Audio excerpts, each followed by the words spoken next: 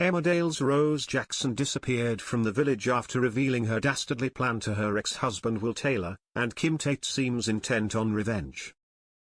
Last week, Rose exposed her cunning plan to seduce her ex-husband Will Taylor and ruin his marriage to Kim Tate, in order to pay Ruby back for getting rid of her debts.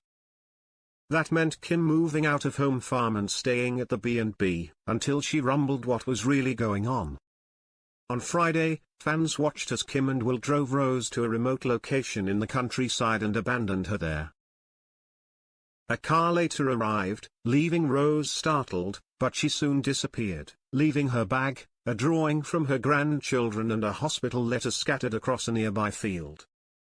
Though fans immediately leapt to the conclusion that Kim had returned to kill her love rival, others had a more strategic theory, that it wasn't Kim at all, but her husband Will.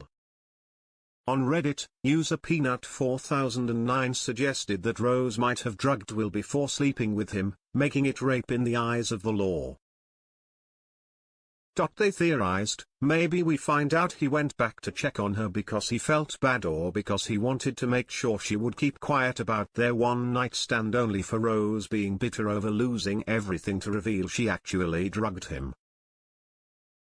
She might have sexually assaulted him, which was her original plan for him, don't forget, and she spitefully taunted him over it, which resulted in Will lashing out and killing her either intentionally or by accident, like maybe he shoved her and she fell and cracked her head on that log she was sat on.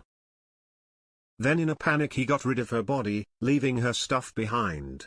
Someone else pointed out, I don't know about that, but it was a home farm vehicle that we saw pulling up by Rose that second time. The question is, was it someone from home farm driving it, or did someone else, like Ruby, steal it to make it look as if it was someone from home farm, if there were any witnesses?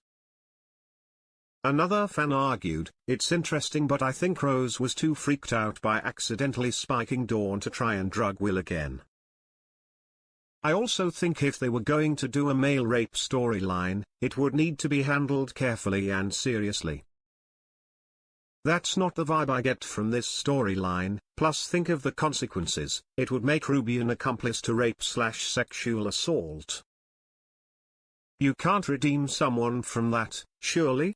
So Ruby would need to be written out, as well as Rose.